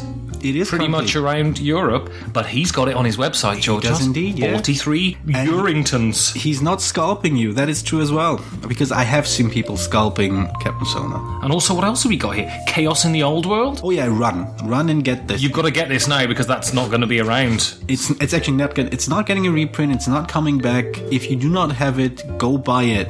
$44.99, which is perfectly. People are trying to sell it for like 100 Buckingtons, aren't they? Yeah, no, get it. It's a great game. You should have it in your collection. It's going to be gone by the end of the year. And one of my favourite, which is a very brutal game, Dragon's Gold, and it's not super popular, but it's a really tense negotiation game where you can completely crash everyone else's games, and it's lots of fun. $21.99, Georgios.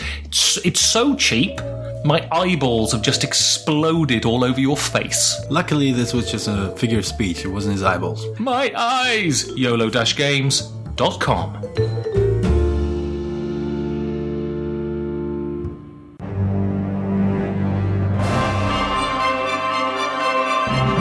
I'm Nick Mariner, and this segment is all mine.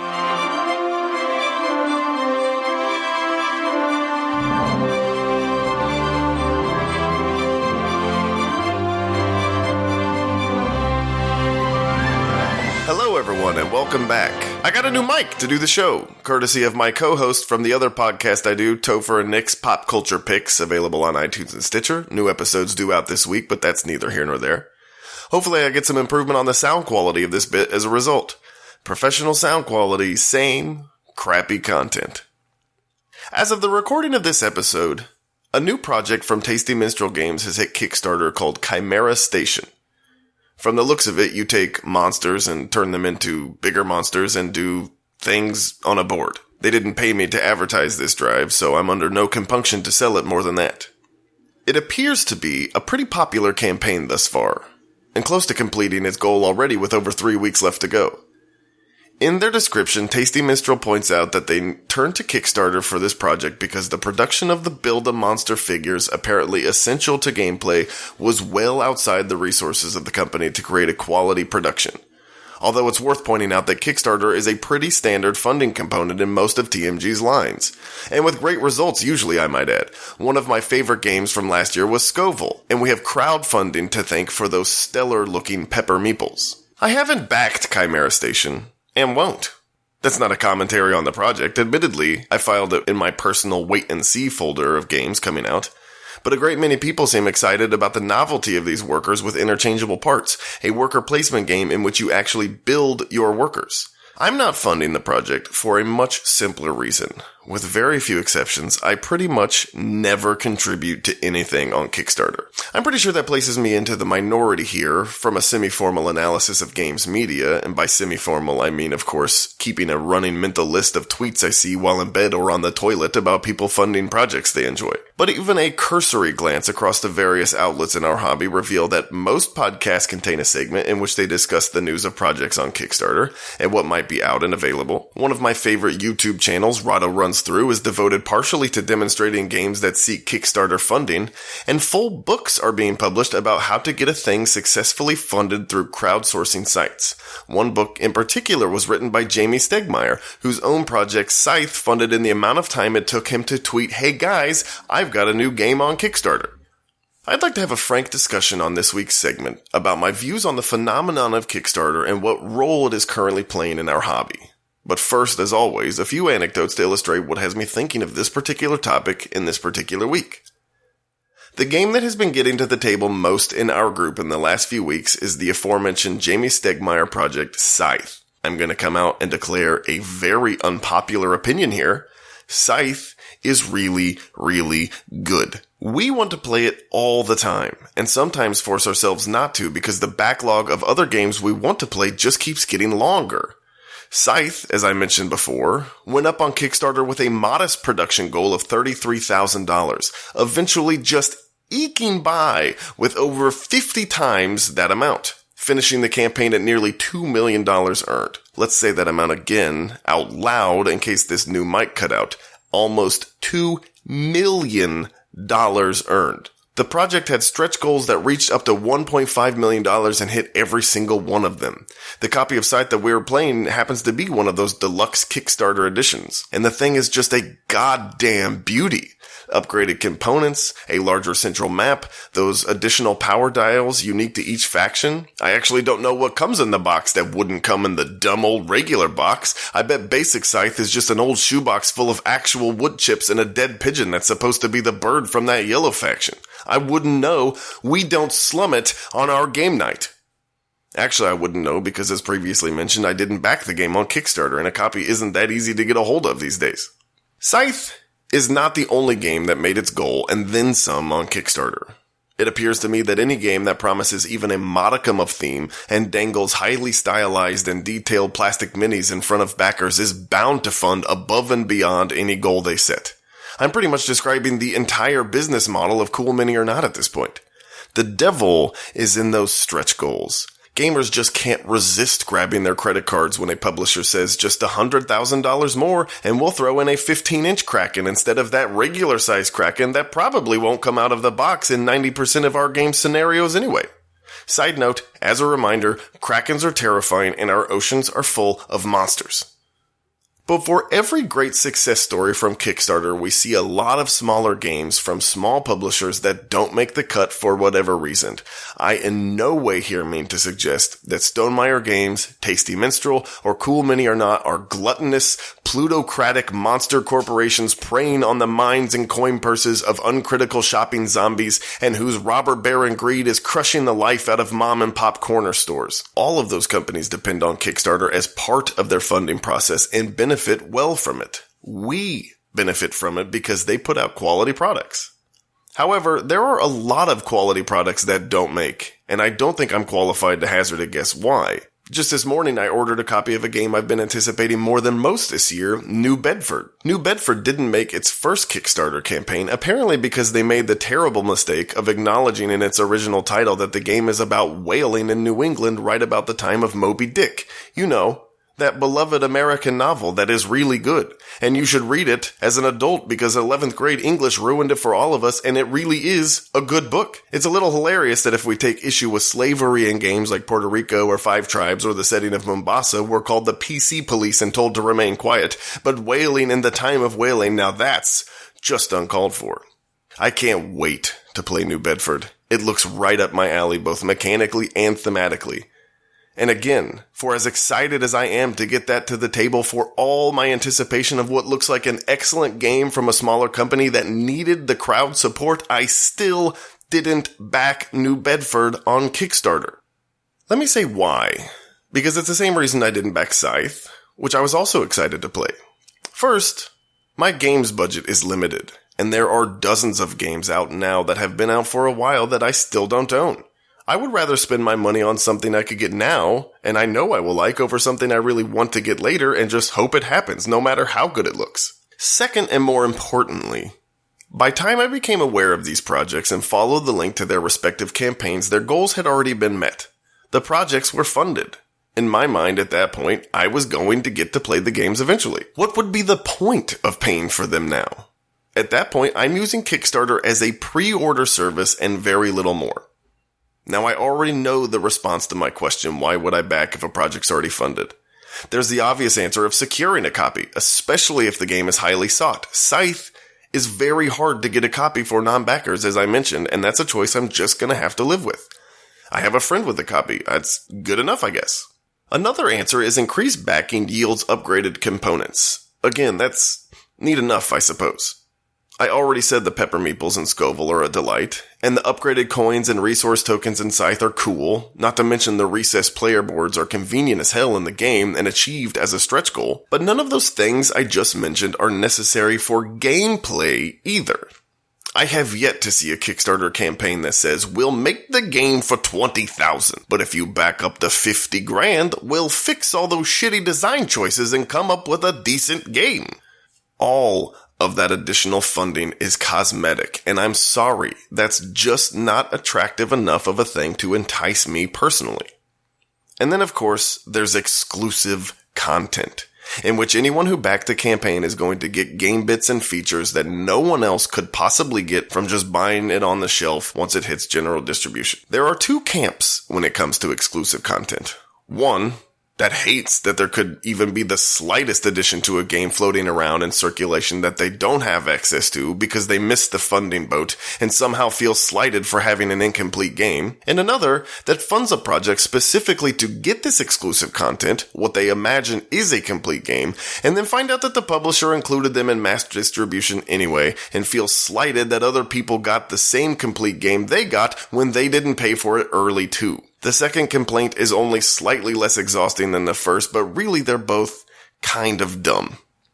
Look, if a publisher runs a Kickstarter campaign and includes a component or feature vital to gameplay that is only awarded to backers of the project, that is a bad thing and deserves open critique.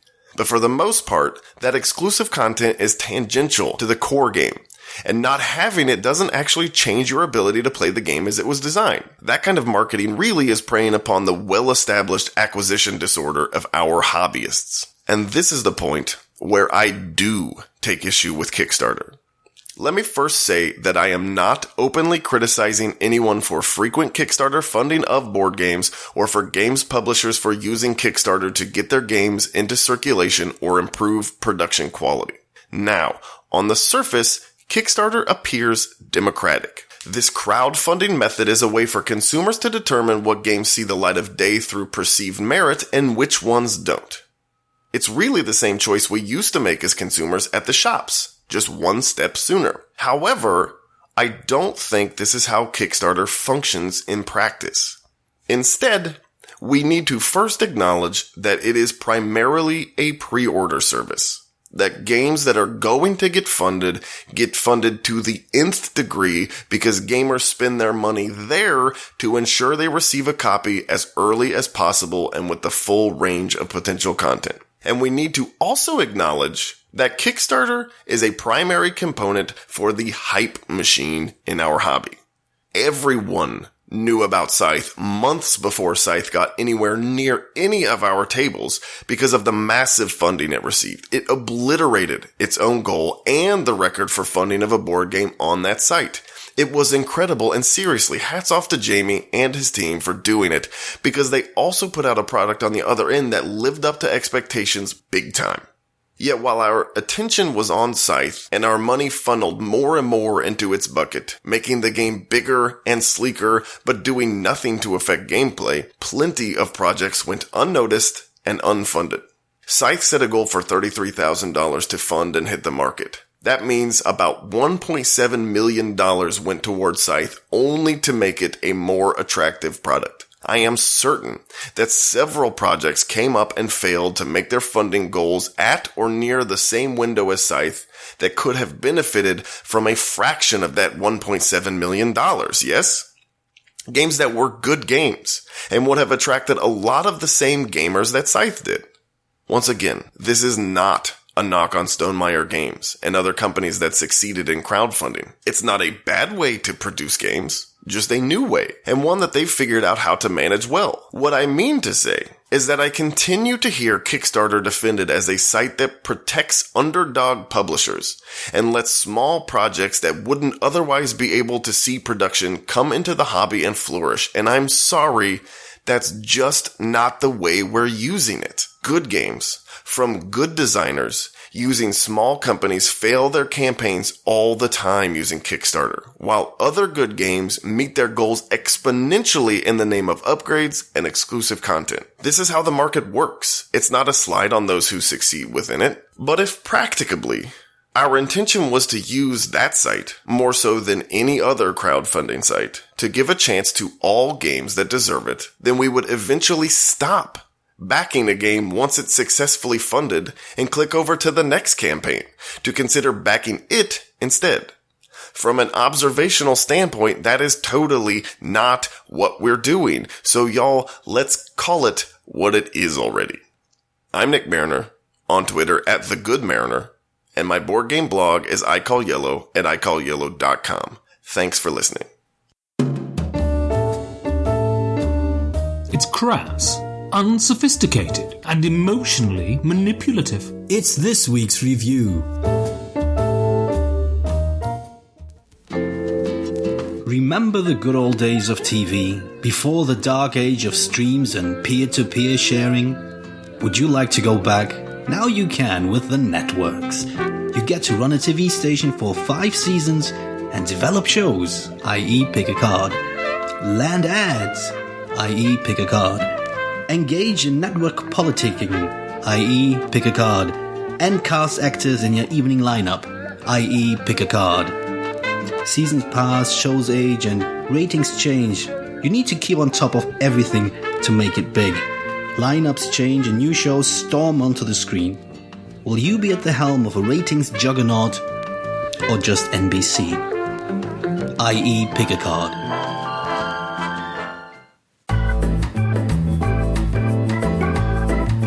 Yeah. Skip to the end. It's the one sentence review. The Networks is thoughtfully assembled, expertly directed, and by the end of the game, you'll be panting for Season 6. The Networks is lighter than it looks, but it repeatedly succeeds at making you smile as you play.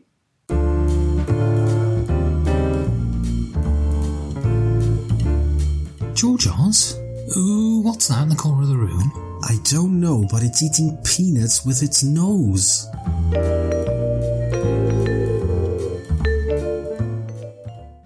So, if this was a nature show, Georgios, on the Discovery Network or something, what Americans watch, There is, yes? this program would be called Pachyderm in the House. You lost me about 25 minutes ago. So what is the elephant in the room, Georgios, for this game, would you say? I think, we argued a lot and we cried, but I think we settled on the question of style versus substance. Well, when you look at the box, you see all of these sort of funny pictures and it's all arranged in a bank of TV screens. And part of you thinks, is this just a gimmick in a box? Right. Is this, they have this idea, they have these good gags, they've sat around for 80% of the process thinking of funny gags for TV shows. Right. Is there a game there? Yeah. I mean, that's when I look at the box, that's my initial thought. Yes, and I think if you paid attention a bit, some of the comments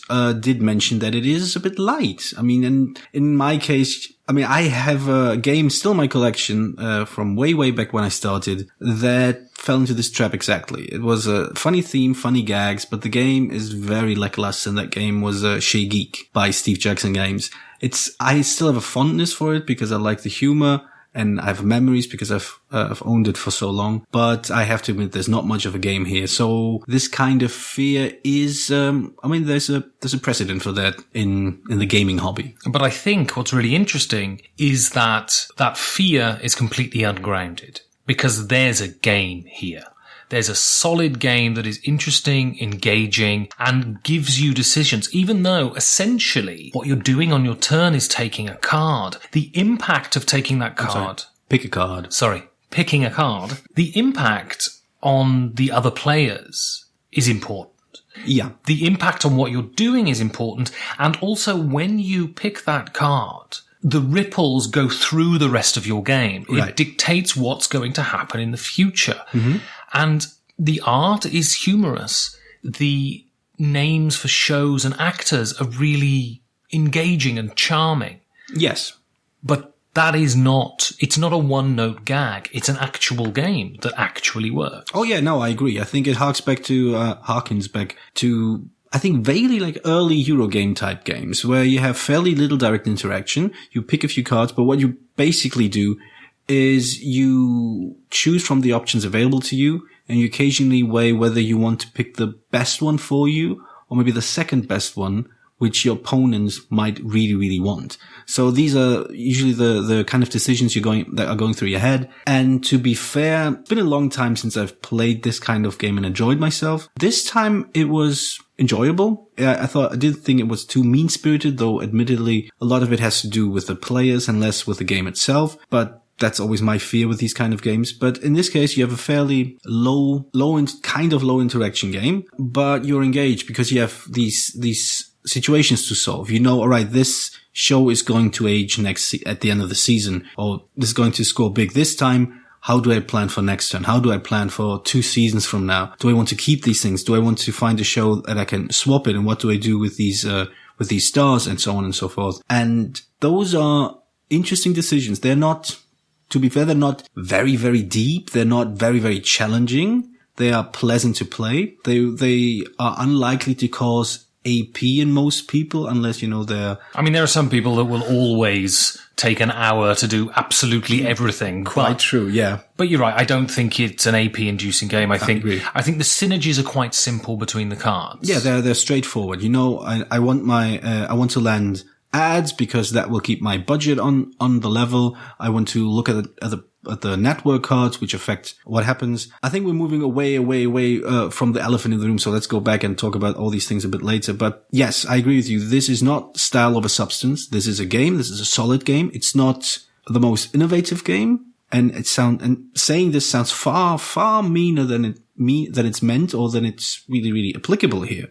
It's just a really, really solid, nothing to complain about game here. Yeah. The theme is funny. It's charming. It's an addition to the game rather than the game itself, which is exactly what I would have wanted. So, what did you think of my interactive, candid photo montage? Well, it was certainly an experience. So what was your experience of playing this game, Georgios? Well, I played a 2-player version. You might remember this. Because, I do. Yeah. And that was a fairly quiet affair. No, not in a negative way. It was pleasant. You could chat away. You look at what your options are, and then you sort of slightly plot ahead. Not too far. You don't need to you don't need to think about what to do 3 turns from now or 4 turns from now, but you do want to sort of have some kind of plan. Since all the information that's relevant to you is is visible, and all the information that's random, you know where it's coming from. You don't really need to know the specifics. I don't need to know that I'm going to have 2 shows for 9 p.m. available next turn, because I might not, I don't know, but it doesn't really affect me as much as my options right now. As I mentioned before, it's not an interaction heavy game, but that might be partly because it was a 2-player game. I could imagine with a larger number of players, options might disappear before your eyes far more quickly. Well, it's really interesting because I've played a 2-player game and a 5-player game. Right. Yeah. And with the 5-player game, because in the 2-player game, there's not a dummy player, but there's a discard mechanic. Yeah. When you pass a certain point, you draw a card, it tells you which cards to discard, and that is supposed to emulate other players taking cards from you, basically. And it works really well. It's really elegant, and I think it works. But when you're playing with other people, you have that tension that I love, thinking, right, I've got to take I need 2 cards to fulfill what I want. I can only take 1 on my turn. So I've got to decide which one is more important to me, because if someone takes the one I really need, it's an absolute pain in the rear end. And then I'm going to have to tell them I hate them, And I love that kind of crunchy decision making where you're between a rock and a hard place and neither option is perfect and you just have to hope that people don't screw you over. I like that. I think I found that experience in the multiplayer game fun. I found the 2-player game just as engaging, just as enjoyable in the fact of putting things together, but there's less of that aspect. Yeah, and I think that might be the reason, because I might have mentioned it before.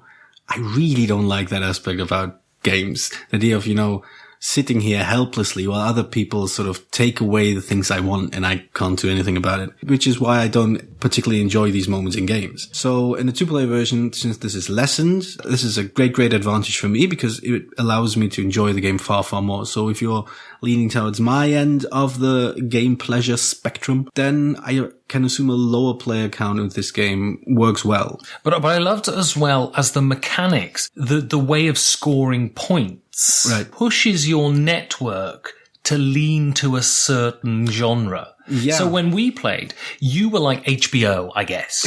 You were like serious drama, and it was all very sort of earnest, and you had, very few advertisements, but lots of worthy stars attached. Yeah. Every slot had a sort of worthy drama, whereas because I chose a scoring card at the beginning of the game, it pushed me towards just being a reality TV show and sports network. Yeah. So I had these like really fatuous TV shows that were just absolutely spewing advertisements everywhere because that was going to help me at the end of the game. And both of our networks had a definite character and a definite identity. Oh, yeah. And I like when mechanics can push something in that direction. I don't even think it's the mechanics pushing in that direction. It's just the mechanics just tell you what sort of move the victory points, but it's the fact that certain shows show up. So that in my case, I took one of those network cards as well. They give me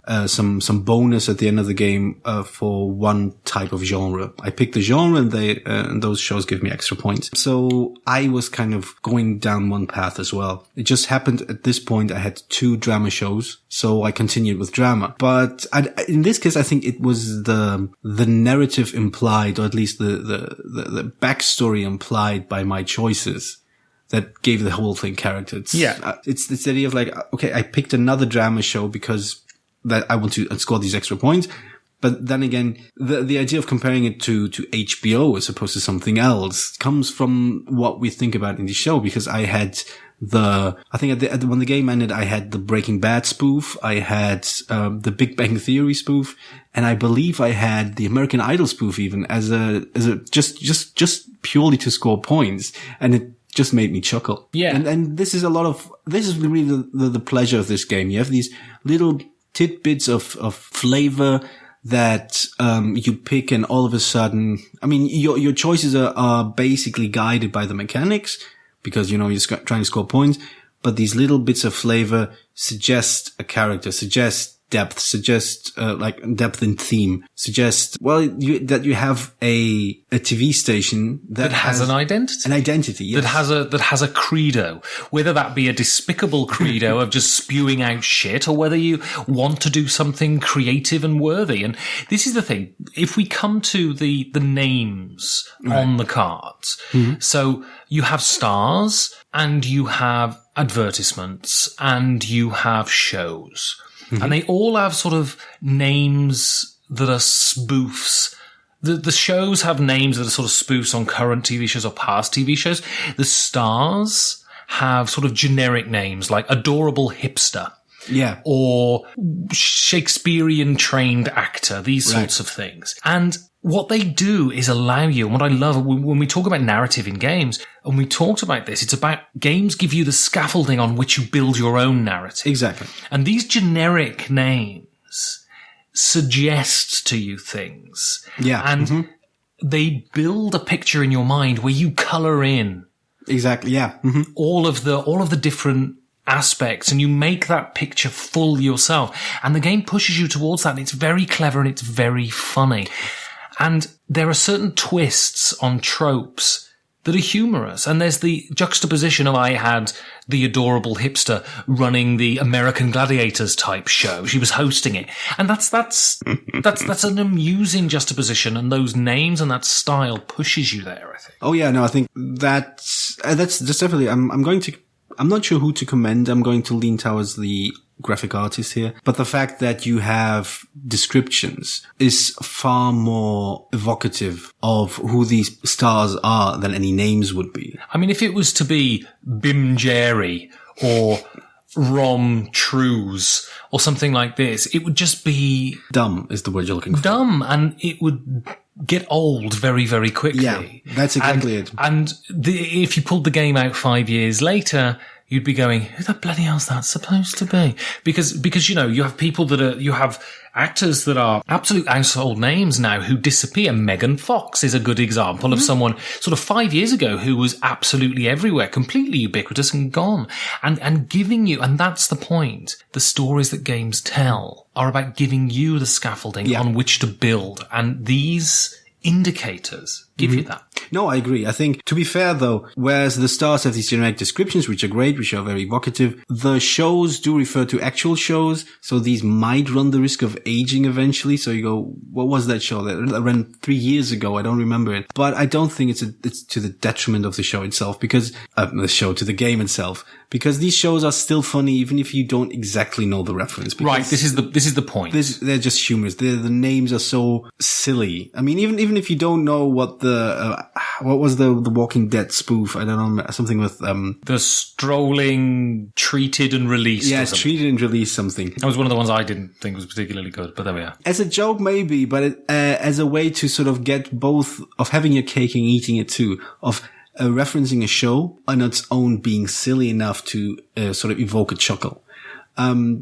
That works. And I think most of these show cards work that way. They the humor works even if you don't exactly know where it's coming from, because there's enough other stuff there to make you smile. And they're not just an addendum. That's what I love. They contribute actively to the experience of playing the game. They improve the gameplay experience, and they don't detract, and that's what these things should do. So what do you get if you mix together sexual frustration, hatred of the world, and congenital stomach problems? That's basically you. That's design. Now, I think the design of this game, I'm always wowed by simplicity birthing complexity. And, you know, in your slightly facetious intro, I mean, essentially what you're doing on your turn is drafting a card. That's what you're doing. Yeah. And that's pretty much every action you do is draft a card.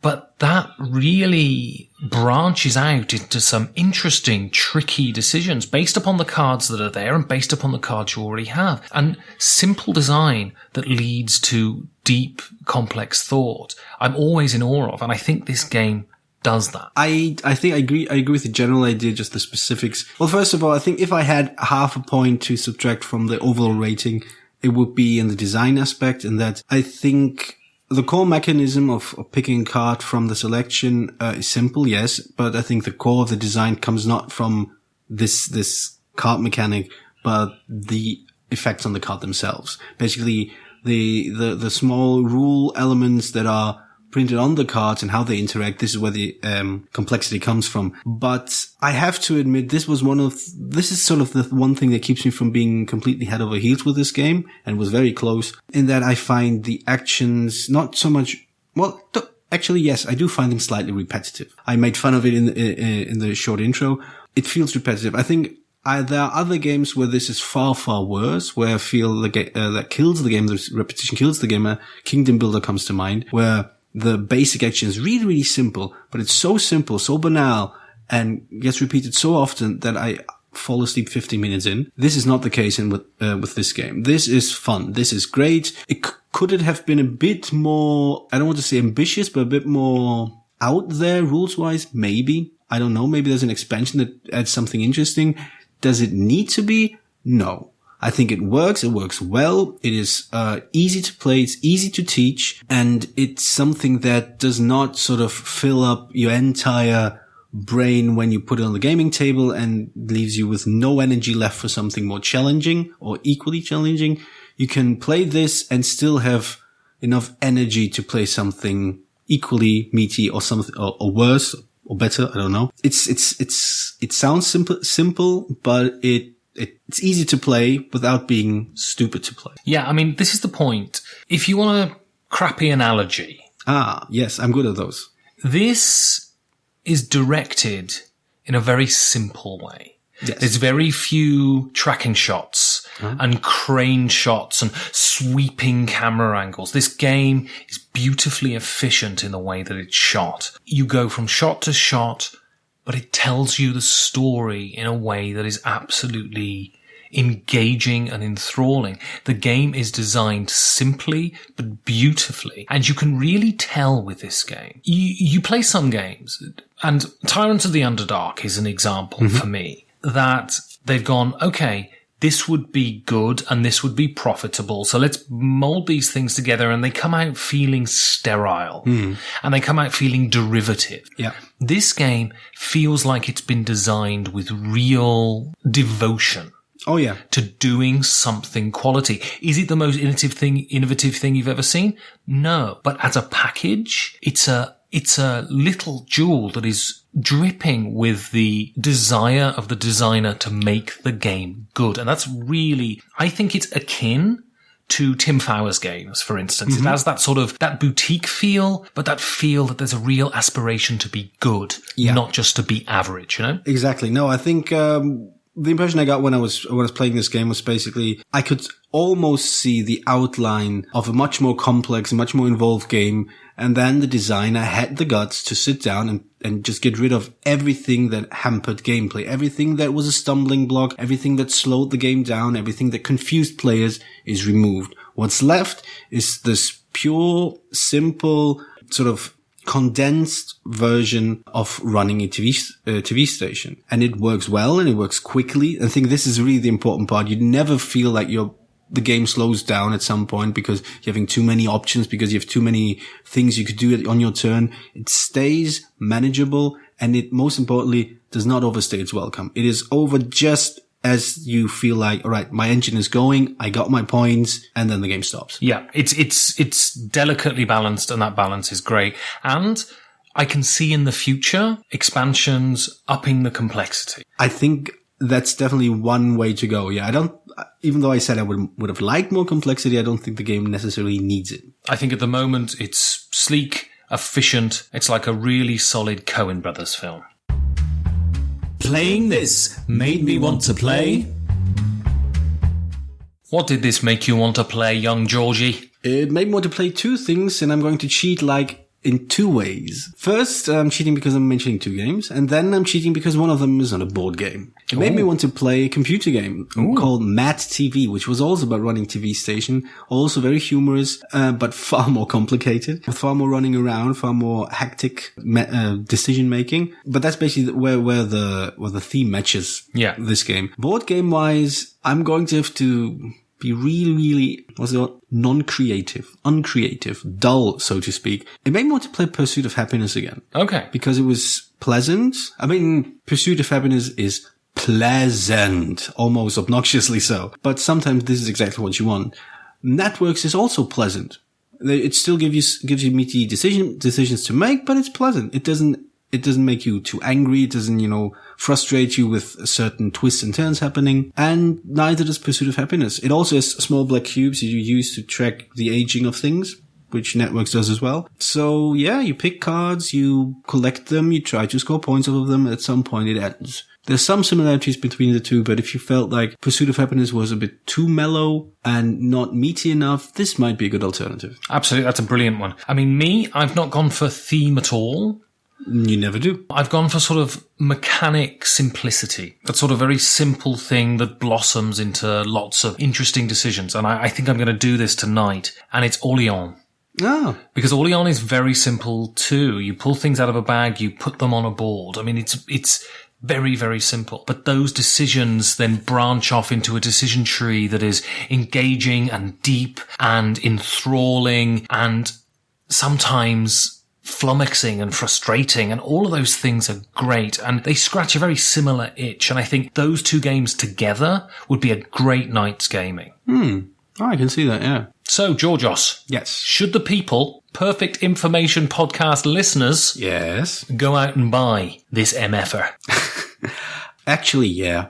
No, it works. It's, depending on your taste and the taste of your gaming group, this might be something that you could keep coming back to. This isn't, if you are like me in the early phase of your collection where you wanted all the classics, I'm not quite willing to give it the title of a classic. But if you're at the level of, I need to buy games that I can actually play with my gaming group, then I think this is a contender. This is a game that's easy to sell, that's easy to explain, easily played, and unless you're playing with hardcore, deep strategy type Eurogamers, you will find players with this game. I'm an unashamed fan of this game. I think it's engaging. I think it's simple. I think it's fun. I think the decision points are great. I think in a 2-player game, you have a more sort of thinky single-player solitaire. Within a multiplayer game, you have the tension of whether people are going to steal what you want. It has everything that a good medium weight Euro game has. It has all of those things, and also what a lot of medium weight Euro games don't have, and I love medium weight Euro games, but this is absolutely oozing charm too. Yeah. It's one of the most charming games I've played in a long time, and I think I've only played one game this year that we might be talking about soon that is more charming than this. It's wonderful. One last thing, because I'm just realizing it now. Do you think we're growing soft with our old age? Because this is the second game in a row that we both agreed on and we both liked. Well, the reality is, Georgios. Yes. Over the year we've been doing this. Yes. I've developed what you might call tender feelings towards you. And they've migrated down from my cerebellum into my limbic system. Right. And I think by agreeing with you that one day I might be able to actually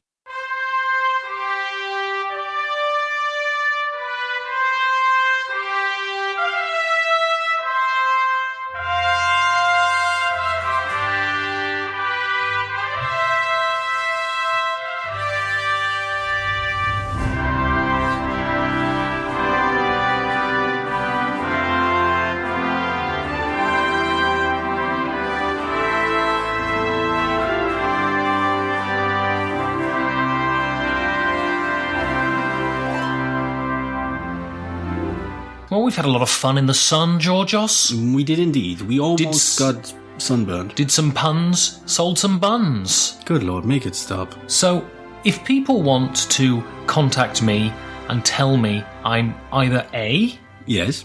the greatest, Yes.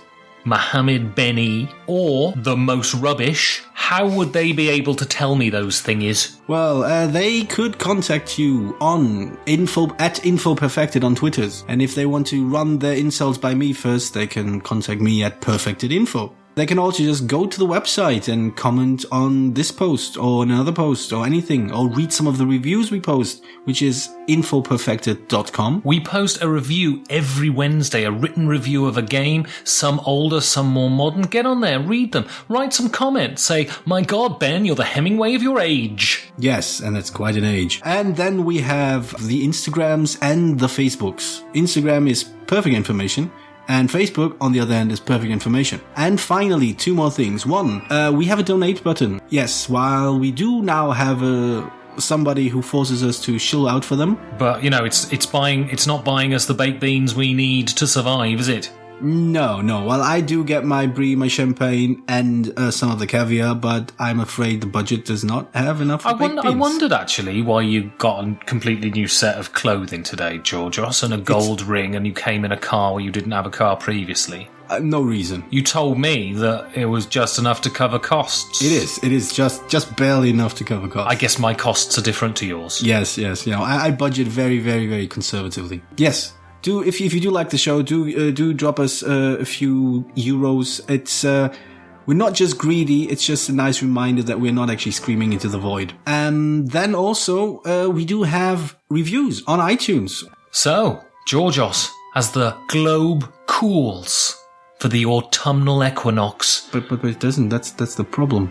And your beautiful eyebrows look perplexedly into the future. Yes, they do. All I can think of is to say goodnight, Georgia. No. Good night.